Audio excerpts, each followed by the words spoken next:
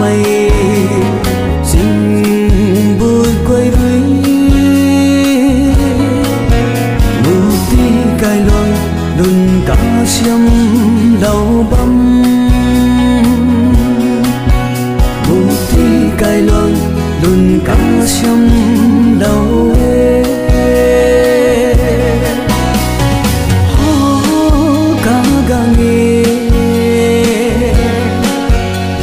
sai quay đuôi hầu ni là cầu và mấy khoan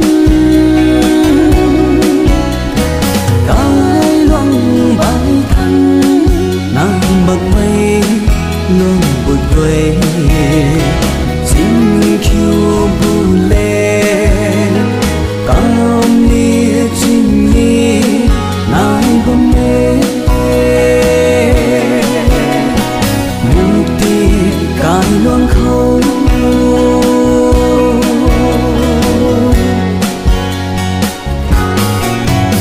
khâu rinh ca cha tăng na na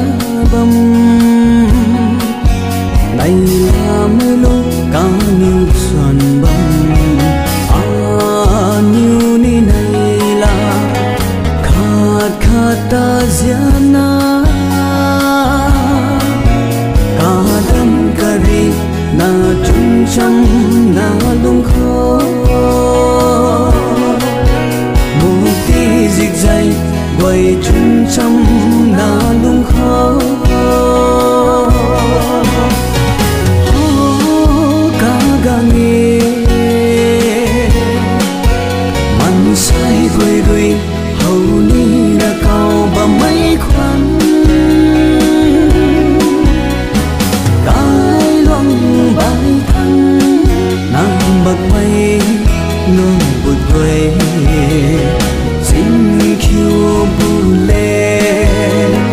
cao ni chinh ni nàng bấm mê một tí cài loang khâu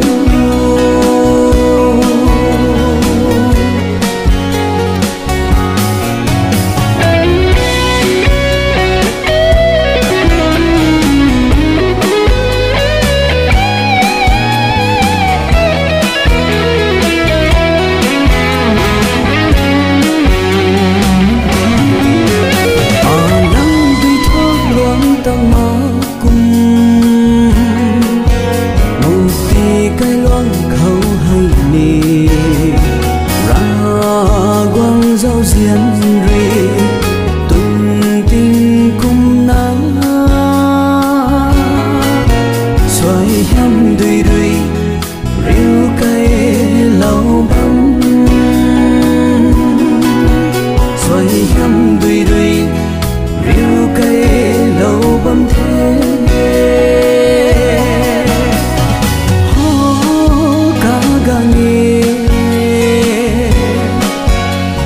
sai quay đuôi hầu ni là cầu và mấy khoan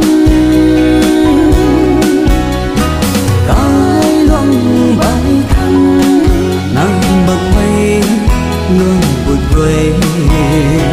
xin khiêu bu lên cao ni chinh ni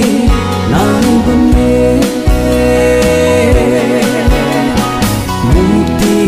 cài loang khâu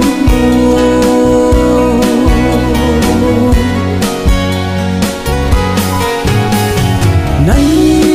là na can pan mây dù bị khâu rơi na ra quăng lùi sai hiếm lòng bầm mê một tí gì dây quay khăn